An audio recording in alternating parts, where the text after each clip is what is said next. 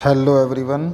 आज हम आपके सामने +2 क्लास के अकाउंट का जो डेथ ऑफ पार्टनर वाला चैप्टर है, चैप्टर नंबर 5, उसके अंदर एक टॉपिक है कि जो उसके एग्जीक्यूटर है, उत्तराधिकारी है, को लाभों में जो हिस्सा मिलेगा वो हिस्सा देने के दो मेथड बताए गए हैं, जिसमें एक ऑन टाइम बेस है, वो लास्ट वीडियो में बताया गया है, और एक ऑन सेल बेस या ऑन टर्नओवर बेसिस ये है method.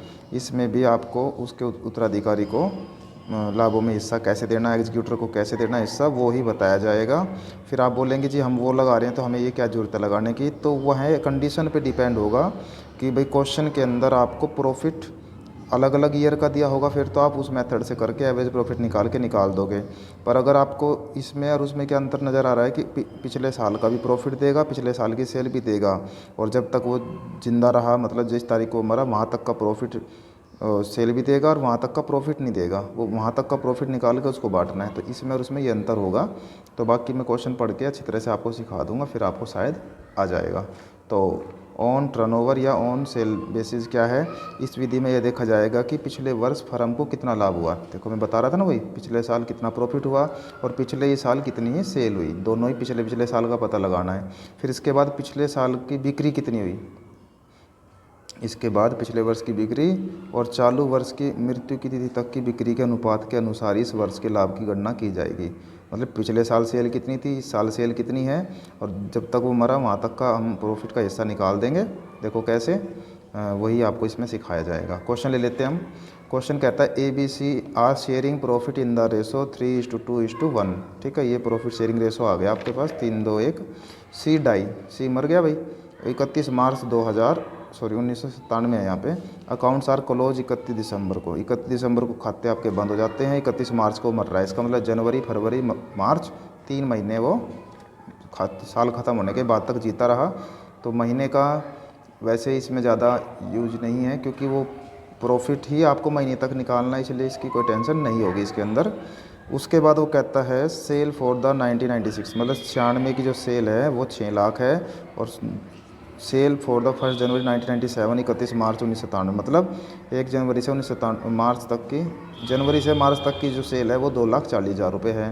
Profit for the year जो 96 का, मतलब पिछले साल का जो प्रॉफिट है वो 30,000 रुपये है। तो अब हमें यही है डिक्रीजिंग पार्टनर की जो करंट प्रॉफिट हमें बताना है इसके अंदर। बाकी एंट्री आपको बताई थी मैंने, वो profit and loss suspense to Joshis, वो जोशी वाला क्वेश्चन था। बाकी ये सी है तो सी कैपिटल आ जाएगा इसमें अगर हम एंट्री बनाएंगे तो। अब हमें पता चल चुका है कि लास्ट ईयर की जो सेल है वो 6 लाख है, और जब तक वो ज़िंदा रहा, मतलब जब मरा वो, वहाँ तक की जो सेल है 2,40,000 रुपये है, और पिछले साल का प्रॉफिट 30,000 है। इस साल का अब तक का प्रॉफिट हमें नहीं पता, वही निकालना है। तो चलते हैं हम क्वेश्चन को लेके। कैसे हम स्टार्ट करेंगे, यहाँ लिखेंगे इफ़ सेल या सेल्स, जो भी आप अच्छा लगता है लिख लें, आर 6 लाख। ठीक है, फिर यहाँ पे लिखेंगे देन प्रॉफिट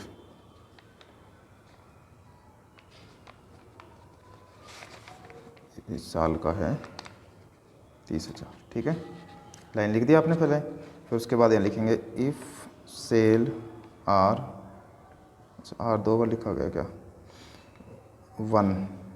ठीक है, सेल को 1 बोलेंगे अब की बार। देन प्रॉफिट, जब 1 रुपया सेल होगी तो प्रॉफिट आपका डिवाइड में 6 लाख आ जाएगा, ध्यान रखना। ठीक है, उसके बाद अब सेल कहाँ तक की पहुँच गई है, 2,40 की। तो यहाँ लिखेंगे if sales are 2,40,000 then profit.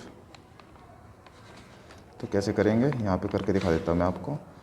30,000 divide में 6 लाख मल्टीप्लाई 2,40,000। तो जितना कैंसिल हो सकता है कैंसिल कर दो आप।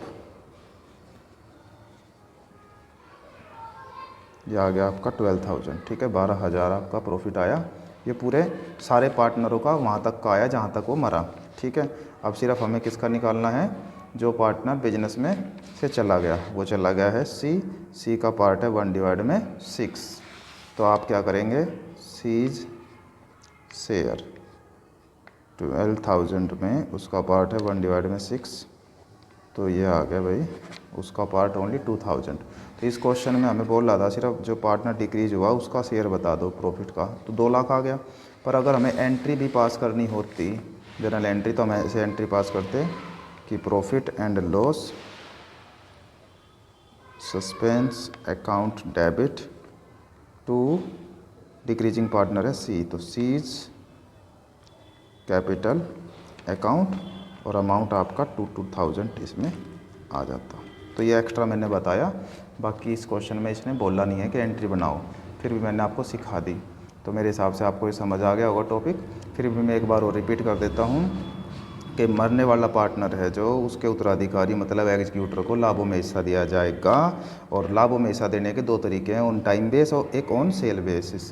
तो ऑन टाइम बेसिस जब यूज़ करना जब आपको कई सालों के प्रॉफिट दे रखे होंगे, और ऑन सेल बेस जब यूज़ करना जब आपको पिछले साल की सेल और मरने तक की सेल, पिछले साल का प्रॉफिट और अब तक का आपको प्रॉफिट निकाल के वो देना है और आपका क्वेश्चन का आंसर आ जाना है। तो इस तरह से आपको ध्यान रखना है, सेल बेस में सेल के बारे में बताएगा और प्रॉफिट बेस टाइम बेस में आपको अलग अलग सालों के प्रॉफिट दे देगा। ये दोनों में अंतर है।